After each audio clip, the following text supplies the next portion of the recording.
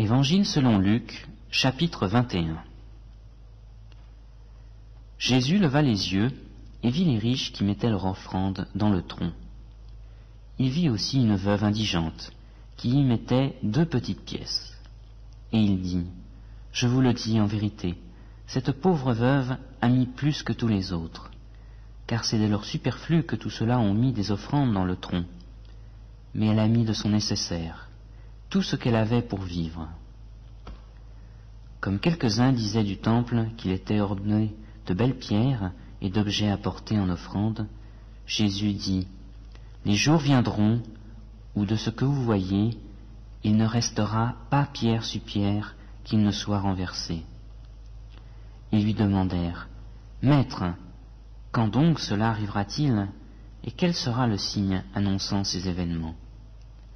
Jésus répondit, « Prenez garde d'être séduits, car beaucoup viendront sous mon nom et diront, « C'est moi, et le temps est proche. » Ne les suivez pas. Quand vous entendrez parler de guerre et de désordre, ne vous effrayez pas, car cela doit arriver premièrement. Mais ce ne sera pas tout de suite la fin. Alors il leur dit, « Une nation s'élèvera contre une nation, et un royaume contre un royaume.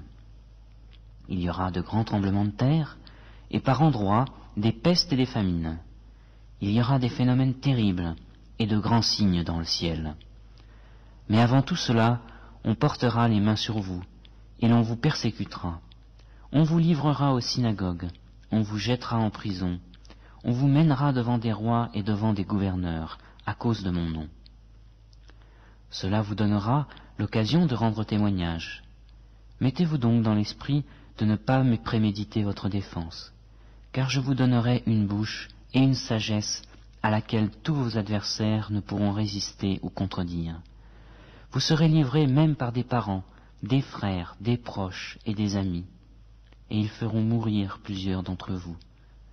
Vous serez haïs de tous à cause de mon nom.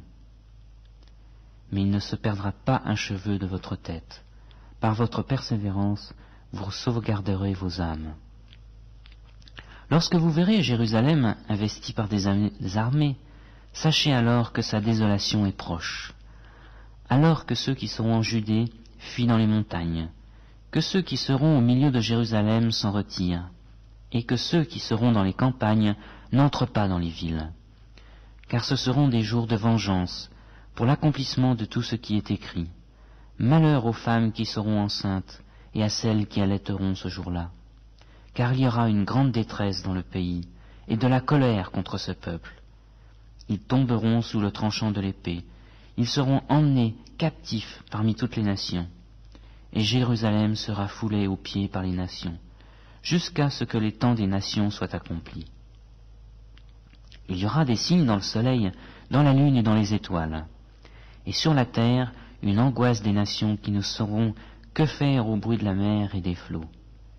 Les hommes rendront l'âme de terreur, dans l'attente de ce qui surviendra pour la terre, car les puissances des cieux seront ébranlées. Alors, on verra le Fils de l'homme venir sur une nuée avec beaucoup de puissance et de gloire.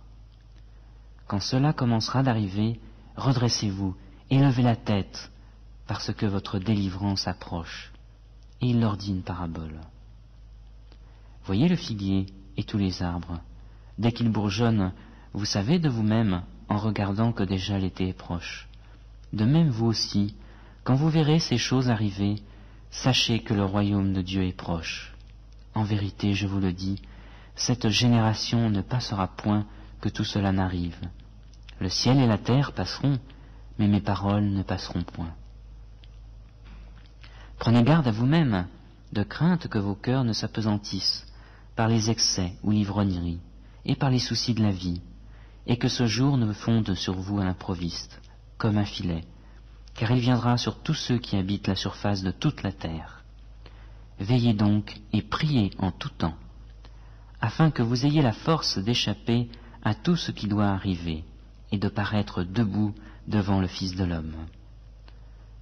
Pendant le jour, Jésus enseignait dans le temple, et il allait passer la nuit au mont dit des Oliviers. Et tout le peuple, dès le matin, se rendait vers lui dans le temple pour l'écouter.